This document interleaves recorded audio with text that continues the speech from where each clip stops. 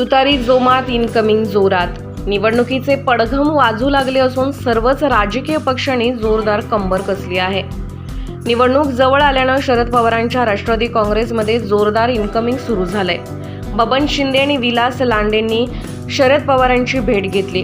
निवडणुकांच्या पार्श्वभूमीवर या गाव भेटींना मोठं महत्त्व प्राप्त झालंय.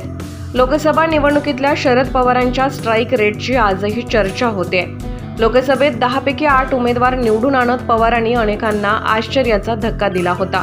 एक हाती महाराष्ट्र पिंजून काढत पवारांनी लोकसभेला वारं फिरवलं होतं.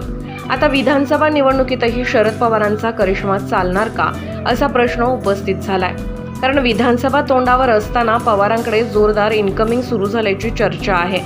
माढ्याचे अजित पवार गटाचे आमदार बबन शिंदेंनी शरद पवारांची भेट घेतली आहे. जयंत पाटलांना भेटण्याच्या सूचना पवारांनी बबन शिंदेंना दिल्यात. बबन शिंदेंचा पक्षप्रवेश होऊ शकतो अशा चर्चांना उधाण आलंय. त्यामुळं बबन शिंदे पुन्हा एकदा हाती तुतारी घेणार का, हे पाहणं महत्त्वाचं आहे. भोसरीचे माजी आमदार विलास लांडे यांनी मागील आठवड्यात देखील शरद पवारांची भेट घेतली होती.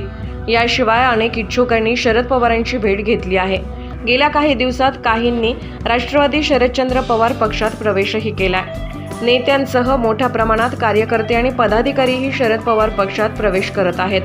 लोकसभेप्रमाणेच विधानसभा निवडणुकीतही शरद पवार स्ट्राईक रेट गाठणार का, हे पाहणं महत्त्वाचं आहे.